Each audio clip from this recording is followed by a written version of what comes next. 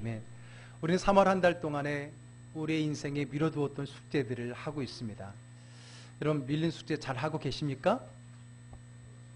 또 밀렸군요. 밀린 숙제는요, 버킷리스트, 죽기 전에 꼭 해야 할 일들을 나중으로 미루지 않고 지금 한다면 내일로 미루었던 행복이 오늘 이 자리에 있을 것이다 라고 하는 그런 우리의 말씀에서 시작이 되었습니다. 오늘은 그 세 번째입니다.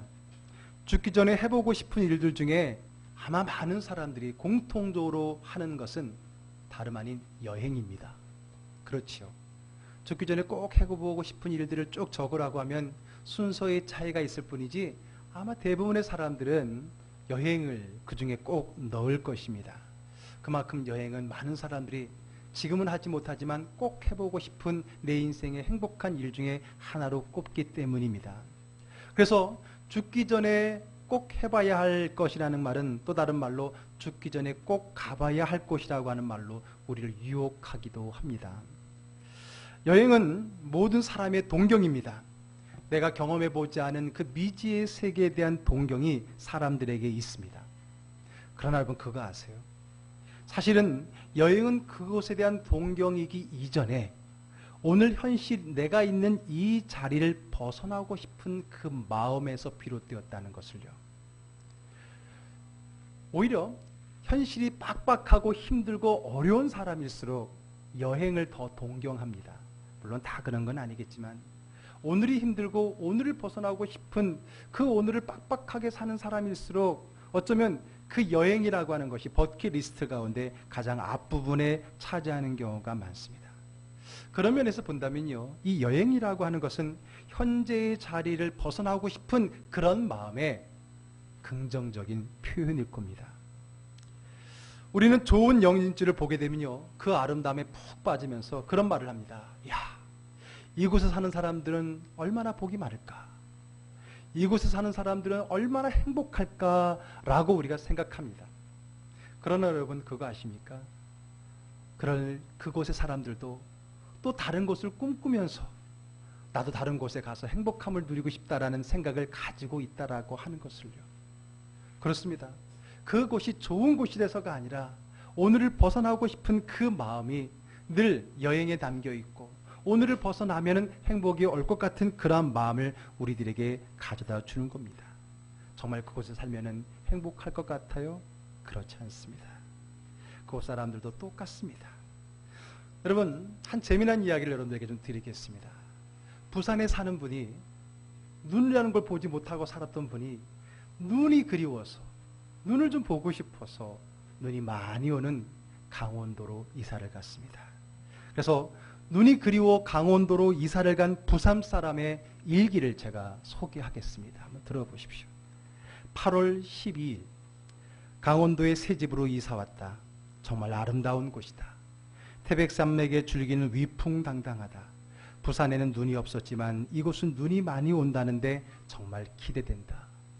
나는 눈이 정말 좋다. 빨리 겨울이 되었으면 좋겠다. 10월 14일 이곳은 정말 세상에서 제일 아름다운 곳이다. 나뭇잎들이 울긋불긋하게 바뀌고 있다. 산에 올라가서 우아한 자태로 논이는 아름다운 사슴들을 보았다. 억수로 아름답다. 분명히 세상에서 제일 멋진 동물일 것이다.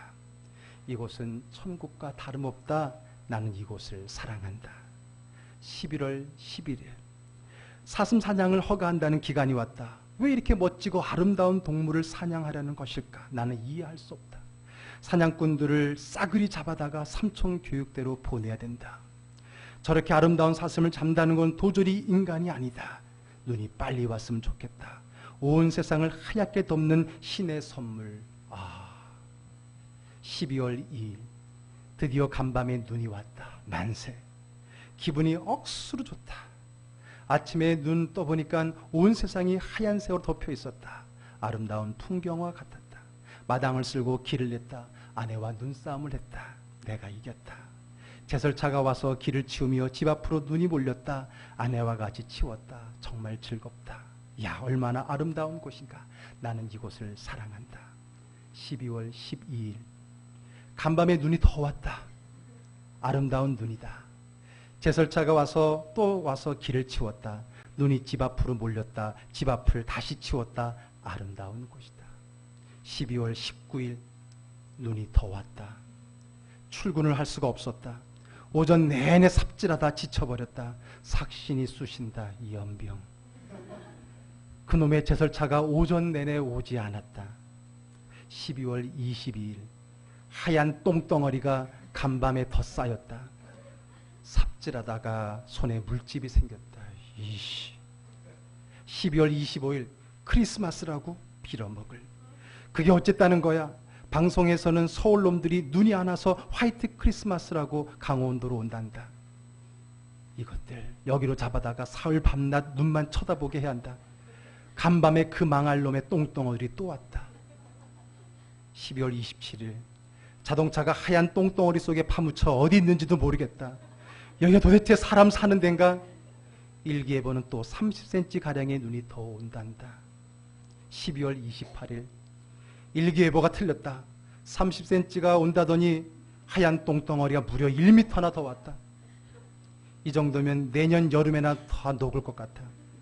제설차가 눈에 파묻혀 운전수 놈이 우리 집에 와서 삽을 빌려달랜다. 그 놈이 밀어놓은 눈 때문에 삽을 6자루나 부러뜨렸다고 얘기했더니 그 놈이 도망가 버렸다. 1월 4일 드디어 집에서 나올 수 있었다. 가게에 가서 음식 좀 사고 돌아오는 길에 빌어먹을 사슴 놈이 나오는 바람에 차로 치웠다. 차 수리비가 200만 원이 나왔다. 사냥꾼들은 다 어디가 있는 거야? 이 사슴을 잡지도 않고. 3월 3일 지난 겨울에 그놈들이 얼마나 소금을 뿌렸는지 차가 다 녹이 쓸어버렸다. 이 모양을 만들어 놓냔 말이다. 국가 예산에 저희 돈이란 말인가? 아껴 써야 하지 않은가? 무식한 놈들 같으니라고. 정말 도대체 신도 포기한 이곳에서 사는 사람들은 제정신을 가지고 사는 사람들인지 모르겠다. 5월 10일 부산으로 이사 왔다. 정말 아름다운 곳이다. 자기가 살 때는 그것이 좋은 줄 모르고 그저 좋은 곳이겠거냐 했던 그곳에서 결국은 돌아왔던 좀 재미있는 이야기지만은 오늘 우리가 전하고 들어야 될 메시지와 잘 연결이 되는 것 같아서 제가 긴 글이었지만 읽어드렸습니다. 사람들은요, 행복을 내가 있는 자리 밖에서 찾으려고 합니다. 그래서 부지런히 자기의 자리를 벗어나기 위해서 안간힘을 씁니다. 그러나 행복은 그다지 먼 곳에 있는 것이 아니라 늘 내가 있던 바로 여기 그 자리에 있다라고 하는 겁니다. 사실 제가 이 3월 달에 설교를 쭉 준비하면서 죽기 전에 해보고 싶은 버킷리스트를 생각한다면 무엇이 있을까를 5가지를 정리하고 그것을 설교 주제로 잡았는데 바로 오늘 이 3번째가 바로 여행입니다. 사람들이 늘 누구나 갖고 있는 꿈꾸는 그 여행. 그 여행이라는 주제로 말씀을 준비하려고 하는데 참 줄이 잡히지가 않는 거예요. 그러나 그것을 준비하고 묵상하는 가운데 오히려 그 여행의 정반대의 메시지가 있는 것을 발견하게 된 겁니다. 성경에서 가장 긍정적이고 일탈을 일삼지 않으며 자기가 있는 자리에서 행복을 누리며 산 사람이 누굴까? 제 머릿속에 처음 떠오른 사람은 이삭이라는 사람입니다. 근데 솔직히 말해서 우리 믿는 사람들에게 이삭이라는 사람은 너무 흔한 사람이잖아요. 설교의 주제도 많이 등장하고 좀 더 좀 색다른, 좀 더 잘 알지 못하는 그러면서도 좀 임팩트한 그런 사람은 없을까 제가 얼마를 고민하고 생각하고 찾고 성경을 봤는데 결국은 다시 이삭을 꺼내 들었습니다. 왜? 이삭만한 사람이 없더라고요. 정말 자기가 있는 그 자리에서 일탈을 일삼지 않고 늘 긍정적이면서 늘 그 자리에서 행복을 누리며 살았던 사람은 역시 이삭만한 사람이 없었습니다. 이삭은 그 이름에서부터 남다릅니다. 여러분, 이삭이라고 하는 이름의 뜻이 뭔지 아십니까? 웃음이라고 하는 뜻입니다. 웃음, 그가 웃는다, 그런 뜻입니다. 사실 그가 웃는다라고 하는 그 웃음이 지어진 그 이야기를 보게 되면 사실 그리 아름다운 웃음의 이야기는 아니었습니다. 이삭을 낳은 그의 아버지 아브라함은요, 100세가 되도록 자녀를 낳지 못했던 사람입니다. 그런 그에게 하나님께서는 내가 너에게 100세가 다 돼가는 너에게 아들을 주겠다. 그것도 90이 된 90이 다 돼가는 아내 사라를 통해서 아들을 주겠다라고 하나님이 약속을 하는데 여러분 믿어지십니까? 100세에 그리고 여자의 아내 사라는 이미 모든 갱년기를 지나서 이미 생산이 닫힌 그 상황 속에서 하나님이 아들을 주신다니 얼마나 우스운 이야기입니까? 이 말을 듣고 안 웃을 사람이 어디 있습니까? 그래서 본인인 믿음의 아버지인 아브라함도 웃었습니다. 볼까요? 창세기 17장 17절에 보니 아브라함이 엎드려 웃으며 마음속으로 이르되 100세 된 사람이 어찌 자식을 낳을까? 사라는 90세니 어찌 출산하리요? 하고 웃었다는 거예요. 여러분 이때 웃는 웃음은 무슨 웃음이에요? 좋아서 웃는 거예요? 감동받아서 감격돼서 웃는 거예요? 아니에요. 왜 웃는 거예요? 네, 어이없어서 비웃는 거예요. 아이고 참 하나님 농담도 잘하셔. 내 나이가 몇인데 아니 우리 아내 나이가 몇인데 이미 경수를 끝낸 지가 언젠데 이러면서 웃었던 거예요. 이삭의 그 웃음이라는 이름은 바로 여기서부터 시작됐습니다. 아브라함만 웃은 게 아닙니다. 그의 아내도 웃었습니다. 18장 12절에 보니까 사라가 속으로 웃고 물론 다행히 속으로 웃었습니다. 이르되 내가 노쇠하였고 내 주인 남편을 얘기하는 거죠. 늙었으니 내게 무슨 즐거움이 있으리요 하면서 아브라함에게 아들을 주겠다는 그 말을 뒤에서 엿듣고 사라도 웃어버렸습니다. 그 웃은 거를 속으로 웃었는데 하나님은 어떻게 아셨을까? 하나님이니까 아셨겠지요. 그래서 사라에게 너 왜 웃느냐? 그랬더니 사라가 아니 안 웃었어요 하면서 그 다음에 이어지는 구절을 보게 되면 하나님과 한낱 약한 나이 많은 여노인과 할머니와 말다툼을 하는 얘기가 나오게 됩니다. 좀 유치하기까지 합니다. 창세기 18장 13절에 볼까요? 여호와께서 아브라함에게 이르시되 사라가 왜 웃으며 이르기를 내가 늙었거늘 어떻게 아들을 낳으리요 하느냐? 그랬더니 사라가 변명하죠. 15절에 사라가 두려워서 부인하여 이르되 내가 웃지 아니하였나이다. 이르시되 아니라 내가 웃었느니라. 아들을 준다는 말을 가지고 웃었는데 웃었느냐 안 웃었느냐를 가지고 그것도 전능하신 하나님이 한 여자와 지금 말다툼을 하고 있는 상황이 생긴 겁니다. 아니 왜 그럴까요? 하나님이 왜 갑자기 거기서 사라와 함께 웃었느냐 안 웃었느냐 가지고 유치한 말다툼을 하고 있을까요? 하나님 자존심 때문에? 아니에요. 거기 아주 중요한 메시지가 있기 때문에 하나님은 그 과정 속에서 그들에게 가르쳐주고 또 오늘 말씀을 듣는 저와 여러분들에게 가르쳐 주셔야 될 중요한 메시지가 있기 때문에 그렇게 유치한 말다툼을 하셨던 겁니다. 그리고 그 내용은 뭐냐? 왜 그랬는가? 그 이유는 오늘 설교 마지막에 하겠습니다. 왜냐하면 그 말씀이 오늘 말씀의 결론이고 오늘의 문제를 풀 수 있는 열쇠이기 때문입니다. 결국은 어떻게 됐습니까? 그 전능하신 하나님의 약속대로 하나님의 말대로 웃지 못할 일이 생겼죠. 결국 100세의 아브라함이 90세의 사라를 통하여서 아들을 낳습니다. 그리고 그 아들을 낳고 그 이름을 뭐라고 지었다고요? 이삭이라고 지었는데 그 이삭의 뜻이 뭐라고요? 웃음이라고 하는 겁니다. 그 이야기로 가보겠습니다. 21장 2절로 3절 창세기 21장 2절 3절 한번 읽어보겠습니다. 사라가 임신하고 하나님이 말씀하신 시기가 되어 노년의 아브라함에게 아들을 낳으니 아브라함이 그에게 태어난 아들 곧 사라가 자기에게 낳은 아들을 이름하여 이삭이라 하였고 그랬습니다. 그리고 나서 사라가 드디어 이렇게 고백합니다. 6절에 사라가 이르되 하나님이 나를 웃게 하시니 듣는 자가 다 나와 함께 웃으리로다.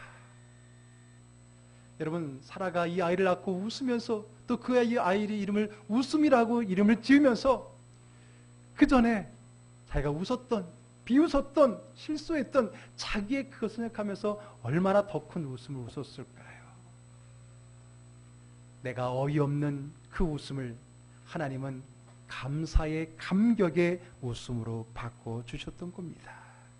사라와 아브라함은 처음의 웃음은 어이없는 웃음이었지만은 결국 하나님은 그 어이없는 그 웃음을 감격과 감사의 웃음으로 바꾸어 주셨다라고 하는 겁니다. 그런데 여러분 이 어이없는 웃음은 하나님의 그 감사의 웃음을 바꿔주셨는데 그래서 이삭은 그렇게 태어났고 그에게 이름 지어진 것은 다름 아닌 웃음이란 뜻의 이삭이고 그래서 그는 그 이름처럼 살아가게 되었던 겁니다. 우리나라로 한다면 그의 이름이 김미소 정도가 될까요? 여러분, 이름이 김미소인데 안 웃으며 살 수 있을까요? 이름이 미소인데 인상 찡그리며 살 수 있을까요? 이름을 짓는 것은 그렇게 살으라고 하는 부모님의 바람이기도 하지만은 또 이름대로 되어지는 성경의 말씀을 우리가 많이 듣지 않습니까? 그는 자기 이름이 웃음인 것처럼 그의 삶은 정말 웃음 있는 삶이었음을 보게 됩니다. 그래서 그는 늘 긍정적이고 잘 웃고 화도 잘 내지 않으며 살았던 사람입니다. 우리말에 웃는 얼굴에 침 못 뱉는다는 말이 있습니다. 오늘 그 말이 이제 김미소, 이제 이삭의 삶에 펼쳐지는 것을 우리가 한번 보도록 하겠습니다. 창세기 22장으로 가게 되면 이삭의 아버지 아브라함과 그리고 이삭에게 있어서 그들의 인생에 있어서 가장 중요한 사건이 하나 발생하게 됩니다. 그것은 다름이 아니라 아브라함이 백세의 하나님으로부터 얻은 그 아들 이삭을 하나님께 제물로 바치라고 하는 말씀을 듣게 됩니다. 여러분, 이게 무슨 일입니까? 이게 무슨 하늘이 무너질 일입니까? 그 귀한 아들, 하나님께서 언약으로 주셨던 그 생명의 아들, 백세에 얻은 그 아들, 우리의 비웃음을 감동의 웃음으로 바꾸었던 그 아들을 이제 와서 그 아들을 내놓으라니요, 그 아들을 제물로 바치라니요, 생각하기도 힘든 그 일을 하나님은 아브라함에게 명하십니다. 아브라함이 누굽니까? 믿음으로 사는 사람입니다. 왜 갈등이 없었겠습니까? 그러나 그는 믿음으로 순종합니다. 아침 일찍 그 아들을 데리고 모리아 산으로 가서 그 아들을 하나님 앞에 제물로 잡아 죽이기 위해서 데리고 갑니다. 우리는 그 창세기 22장이 바로 아브라함의 믿음의 조상이 될 만한 믿음이 되는 그 사건이라는 것을 잘 압니다. 그러나 여러분, 이것도 아셔야 됩니다. 그 창세기 22장은 아브라함의 믿음을 보여주는 장임과 동시에 이삭의 삶을 보여주는 겁니다. 많은 성경학자들은요, 그때 이삭의 나이를 25살 정도 됐을 거라 추정합니다. 그러면 여러분, 아브라함의 나이는 몇 살입니까?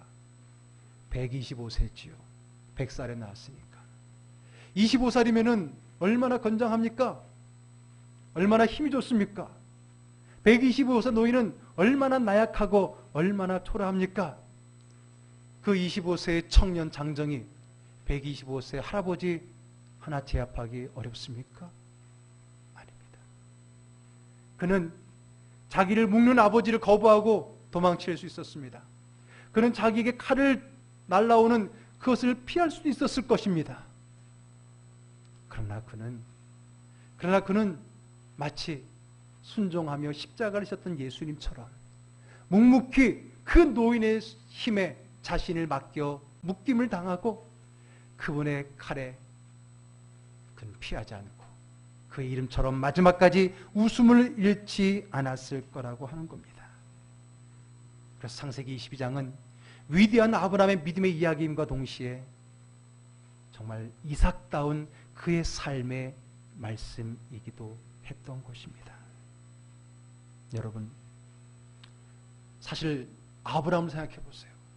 제가 아브라함이었더라도요, 그 아들에게 도망가, 도구로는 도망가. 아니, 이 아이가 정말 나를 밀치고 도망가 주기를 기다렸을지 모릅니다. 오히려 아무런 반항 없이 가만히 있는 그 아들이 조금 아쉬웠을지도 모릅니다. 그러나 이삭은 끝까지 그 자리에 저항 없이 자기를 맡겼다는 거예요. 그 이름처럼 마지막까지 웃음을 잃지 않았을 거라고 하는 겁니다. 여러분, 사실 말이 나왔으니 말이지 이삭의 삶은 그리 쉽거나 행복하지 않았을 것입니다. 우리 생각에. 왜냐하면 그의 환경은 그리 행복한, 우리가 생각하는 그 행복한 기준의 환경이 아니었기 때문입니다. 첫째는 아버지와 나이 차이가 많이 납니다. 많이 나도 너무 많이 납니다. 몇 살 차이라고요? 100살. 어머니랑은 90살. 제가 아버님하고 46살 차이라 그랬잖아요. 제 동생하고 아버님이 50살 차이였어요. 그것도 얼마나 견디기 힘든 이야기인지 몰라요. 가끔 이야기했지만 우리 아버님 머리가 하얘셔갖고 동네 친구들이 우리 아버지를 할아버지라고 부를 때 오는 그 마음의 상처, 그 상처. 부모가 나이가 많다는 거. 그래서 한때는 철없이 나는 우리 부모님은 왜 젊지 않은 거야? 왜 젊은 부모님처럼 세련되게 우리를 키워주지 않는 거야? 그런 철없는 불평. 나도 좀 젊은 부모님 밑에서 좀 세련된 문화를 누리면서 좀 반찬도 맞아 좀 세련된 반찬, 토속적인 거 말고 그런 것도 좀 도시락 싸가고 싶은 그 마음이 왜 없겠습니까? 지금 생각하면 참 철없는 생각이고 참 후회되는 생각이지만은 이삭이라고 없겠습니까? 아버지가 100세 차이, 엄마가 90살 차이, 남들을 보면 중조 할머니, 할아버지 나이 뿐만 아닙니다. 그에게는 이복형이 있습니다. 배다른 형 이스마엘이 있었습니다. 어렸을 때 그 형에게 얼마나 놀림을 당하고 핍박을 받았는지요. 뿐만 아닙니다. 그들은 나그네입니다. 우리 이름으로 등기되어 집이 하나도 없어서 늘 여기저기 옮겨 다니는 나그네입니다. 그 이삭에게 왜 불평이 없겠습니까? 그의 삶을 돌아보면 행복하지 않은 요소 천지들 뿐입니다. 아무리 여러분들이 환경이 행복하지 않은 환경이라 할지라도 이만하겠습니까? 그러나 그는 도피하지 않았어요. 오늘 그 자리를 마다하지 않았다라는 겁니다. 그는 도망하지 않았습니다. 자기를 제물로 바치는 그 자리라도 도망하지 않았습니다. 까짓거 여기서 도망가갖고 정말 내 혼자 다른 데 가서 살아도 더 잘 수 있겠다라고. 아버지는 더군다나 믿음이 좋아서 아들까지 하나님께 바친다고 하니 그 믿음이 좋은 아버지 밑에 있는 이삭은 얼마나 힘들었겠습니까? 그러나 그는 그 환경을 불평하지 않았습니다. 그대로 받아들였습니다. 자기에게 칼을 내리치는 그 아버지 앞에 자기의 이름대로 웃음을 지어 보았습니다. 물론 우리가 알다시피 하나님은 그 칼을 막아주시고 그 믿음의 아버지 그리고 그 믿음에 순종했던 그 아들 모두를 축복하셨다는 것을 우리는 너무나 잘 알고 있습니다. 뿐만 아닙니다. 이러한 이삭의 이런 삶은 여기서 끝이 아닙니다. 창세기 이제 24장으로 가보게 되면요, 그의 아내를 맞이하는 장면이 나오는데 그가 나이 40에 그것도 자기가 고른 것이 아니라 아버지가 골라준, 자기 나이 40이니까 140된 아버지가 골라준 그 며느리를 맞이합니다. 그것도 아버지가 본 것도 아니고 아버지의 종이었던 엘리에셀에게 내 고향에서 우리 아내를 찾아와라 해서 데리고 온 그 리브가를 24장에 맞이하게 되는데, 그를 맞이하는 그 장면에서 그는 그 아버지 뜻에 거스르지 않고 불평하지 않고 그 처음 만난 여인에게 자기 이름처럼 미소를 보이며 그 여인을 나의 배필로 맞이하게 됩니다. 자, 24장 67절 볼까요? 앞에 자막에 뜨는데, 이삭이 리브가를 인도하여 그의 어머니 사라를 장막으로 드리고 그를 맞이하여 아내로 삼고 사랑하였으니 이삭이 그의 어머니를 장례한 후에 위로를 얻었더라 그랬습니다. 나이 40이면 벌써 다 아내를 혼자도 얻고도 남을 시간이면 또 그는 자기의 그 시간, 자기 아버지의 믿음, 자기의 그 환경을 탓하거나 불평하거나 벗어나지 않고 끝까지 그 자리를 기쁨으로 받아들였던 것입니다. 그리고 그의 웃음의 삶의 결정적인 사건은 바로 오늘 우리의 본문입니다. 아버지 때부터 이 땅에서 나그네였지만은 그러나 하나님께서는 아브라함에게 그리고 이삭에게 복을 주어서 오늘 성경에 나와 있는 12절 13절의 말씀처럼 그는 그 땅에서 거부가 되었습니다. 그냥 부자가 아니라 큰 부자가 되었습니다. 자, 그랬더니 또 어떤 문제가 생깁니까? 그 땅의 토박이들이 시기 질투하게 됩니다. 그래서 사사건건 시비를 걸어옵니다. 뿐만 아니라 이삭이 열심히 땅을 파서 얻었던 그 우물들을 어떻게 했어요? 흙으로 메워버렸어요. 나그네의 서름이라 할까요? 어려운 환경이 주어졌습니다. 그러나 그는 조용히 그것을 두말하지 않고 떠납니다. 원망하지 않고 떠납니다. 그리고 다른 곳에서도 다시 열심히 우물을 팝니다. 그러면 하나님은 여지없이 그가 판 곳에 물을 솟구쳐 올려주었습니다. 그랬더니 또 어떻게 됩니까? 또 그 땅에 토박이들이 와서 이 땅은 우리 땅이니까 그곳에 나온 우물도 우리 거야 라며 빼앗았습니다. 그래도 이삭은 다투지 않고 불평하거나 원망하지 않고 기꺼이 그 우물을 내어주고 또 나도른 곳으로 갑니다. 그리고 거기서 또 열심히 우물을 팝니다. 그러면 하나님은 여지없이 그가 판 그곳에 또 물의 샘을 연결해 주어서 물을 내어줍니다. 몇 번 했죠? 3번 했어요. 그랬으면 이제 된 거 아니에요? 그런데 3번째에도 또 15절, 20절, 21절에 또 그들이 빼앗고 다툽니다. 내가 이때까지는 참았지만 3번째까지 참았지만 하면서 그 다음에 성질을 낼만 하지만 그는 또 자기 이름처럼 웃음을 지으며 그 우물을 기꺼이 그 토박이에게 내어주고 또 다른 곳으로 이동을 합니다. 여러분 어떻겠어요? 여러분들은 어떻겠어요? 야, 내가 더 이상은 못 참아. 예? 참는 것도 한계가 있지. 내 이름이 김미소라고 늘 웃는 얼굴만 봤냐 이놈아? 이러면서 성질을 내며 한바탕 할 수 있겠죠. 여러분 얌전한 사람이 화내면 더 무섭습니다. 물불을 안 가립니다. 그런데 이삭은 또 참았어요. 그랬을 때 어떤 일이 났습니까? 오늘 본문의 22절로 갑니다. 다 같이 한번 읽어볼까요? 이삭이 거기서 옮겨 다른 우물을 팠더니 그들이 다투지 아니하였으므로 그 이름을 르호봇이라 하여 이르되 이제는 여호와께서 우리를 위하여 넓게 하셨으니 이 땅에서 우리가 번성하리로다 하였더라. 아멘. 이제 3번 참고 4번째도 왔지만은 또 참았어요. 그랬더니 하나님께서 어떻게 했어요? 다툼이 멈췄다 그랬어요. 다툼이 멈춘 정도가 아닙니다. 하나님은 그에게 복을 주시는데, 자 24절의 말씀, 그 복을 사모하는 마음으로 한번 읽겠습니다.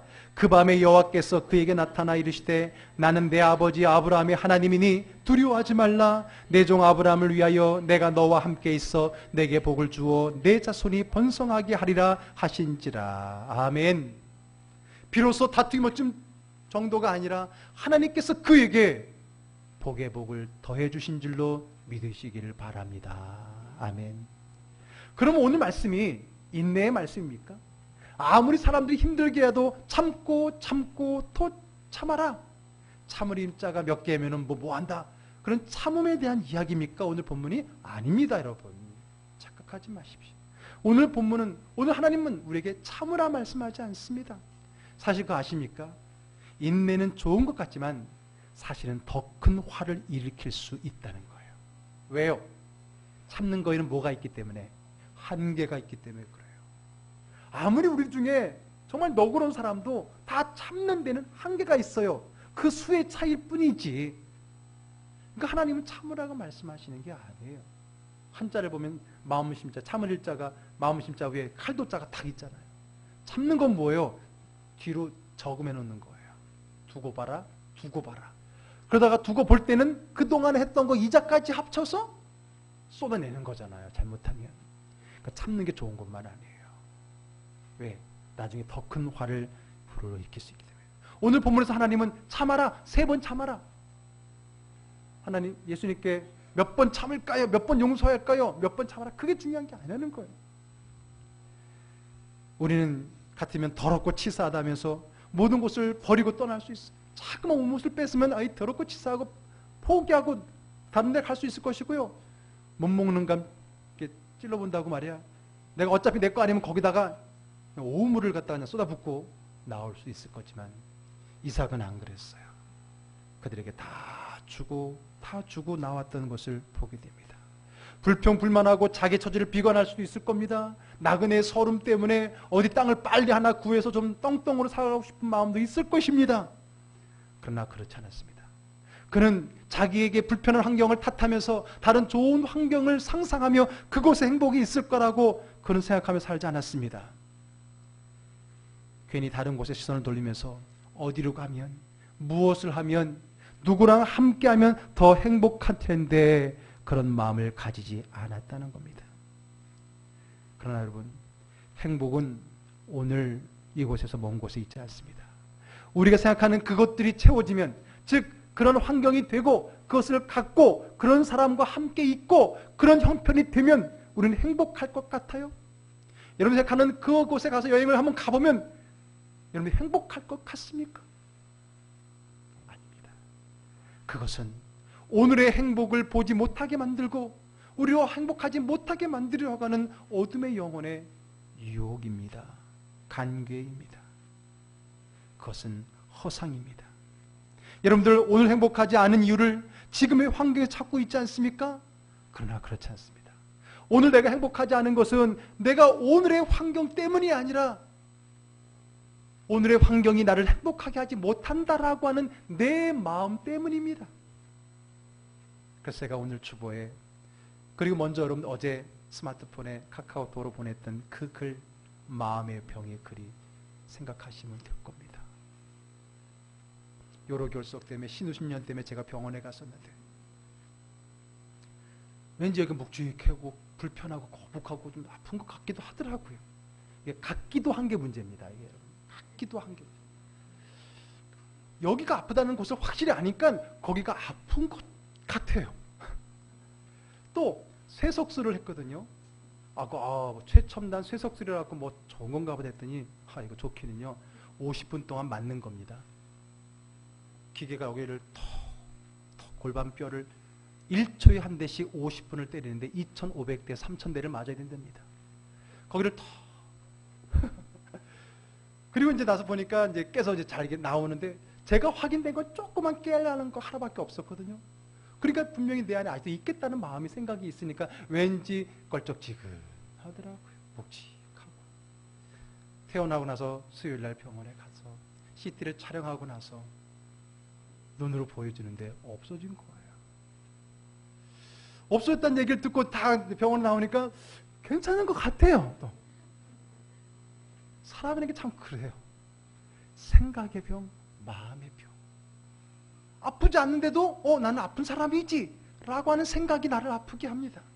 맞아, 나는 원래 아픈 사람이지. 맞아, 나는 이런 사람이지라는 그 생각이 나를 장애로 만들어 버리는 것 같아요. 나는 이것만 있으면 행복할 것 같아 라는 그 생각이 나로 하여금 오늘의 행복을 못 보게 만드는 거예요. 나는 이것 때문에 행복하지 않아 라는 그 마음이 나로 하여금 오늘의 행복을 빼앗아가 버린 거예요. 행복은 여러분들이 그렇게도 주장하는 그 조건에 의해서 주어지는 것이라면 얼마나 좋겠습니까? 아닙니다. 아닙니다. 행복의 가장 큰 방해는 오늘이 행복하지 않다라고 하는 생각들, 내일, 다음에 저기에서는 행복할 거라고 하는 그 생각이 우리를 행복하게 하지 못합니다. 좀 더 좋은 집에서 태어났더라면, 좀 더 좋은 환경에서 자랐더라면, 좀 더 좋은 곳에서 살았더라면, 좀 더 좋은 사람을 만났더라면, 좀 더 좋은 교회를 다녔더라면 우리의 그러한 생각들이 오늘 우리의 행복을 누리지 못하게 하고 있습니다.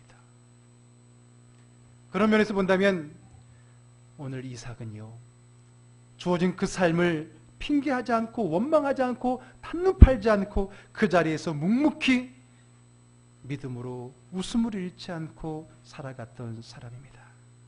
여행이요? 떠나가고 좋죠. 물론 잠깐 보면 좋지요. 그러나 여행 갔다 오면 모든 사람은 다 이야기합니다. 역시 집이 최고야. 이삭은 행복을 찾아 떠나지 않았습니다. 자기의 자리에 웃음을 잃지 않고 있을 때 자연스럽게 행복이 찾아왔고 하나님의 복이 찾아온 겁니다. 그가 행복을 찾아 떠난 것이 아닙니다. 오늘의 일을 부인하고 내일을 뛰어든 것이 아닙니다. 그는 늘 그 자리에서 있었습니다.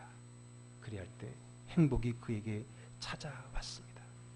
행복을 찾아 떠나는 사람들은 다 힘겨웠습니다. 성경에 많은 사람들이 행복을 찾아 떠나다가 얼마나 힘겨웠습니까? 그리고 한마디 깨닫는 것은 그때가 좋았지.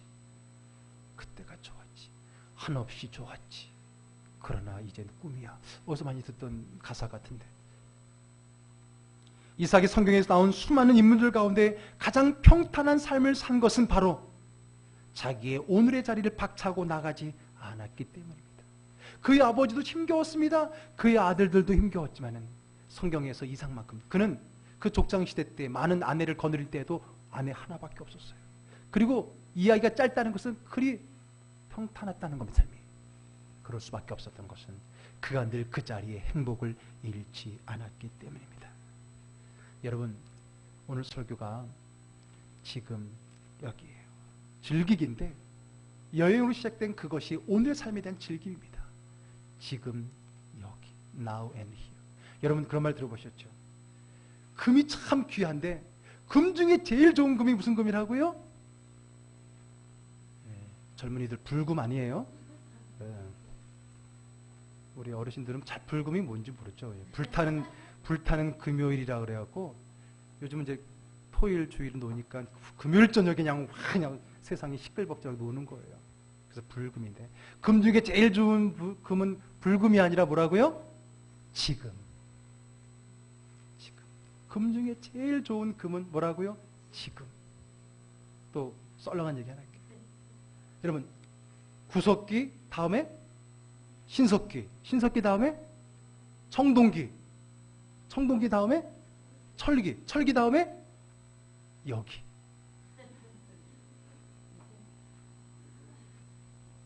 말 같지 않아서 여러분들 웃음도 마치 사라가 처음에 웃었던 그 웃음과 같습니다.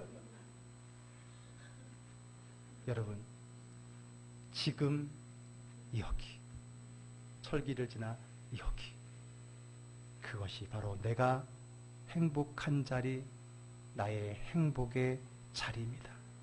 자, 그러면 앞부분에 잠시 뒤로 미루었던 우리 결론으로 한번 가보려고 합니다.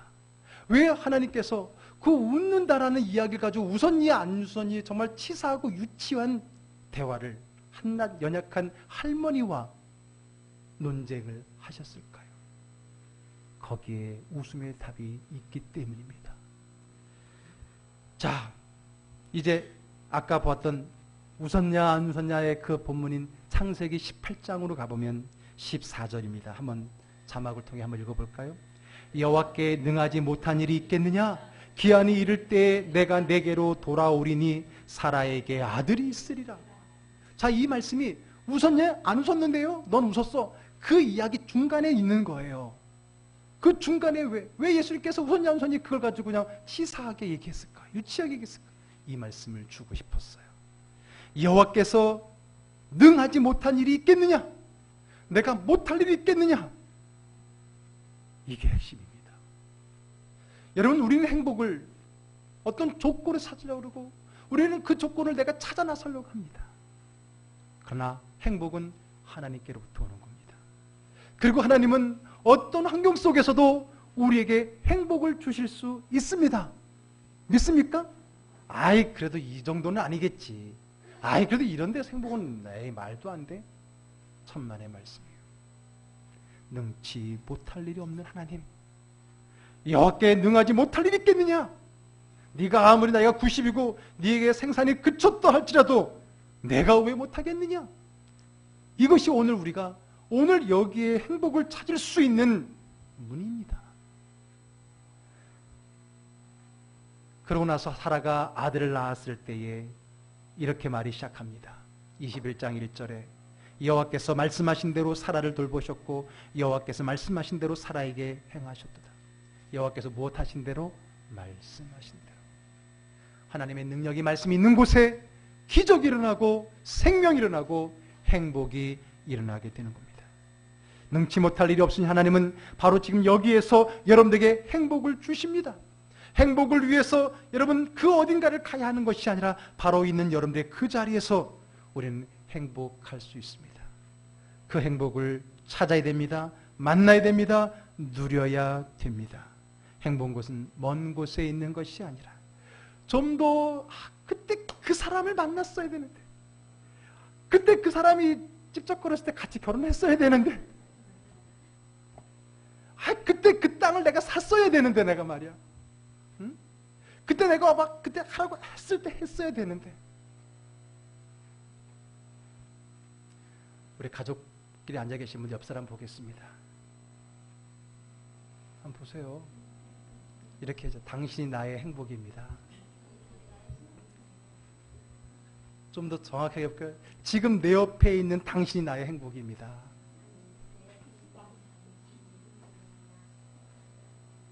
여러분, 여러분들의 환경이 변한다고 행복이 찾아오는 것이 아니라 오늘 여러분 속에 그 자리에 있는 행복을 찾는 것이 은혜요 믿음인 줄로 믿습니다.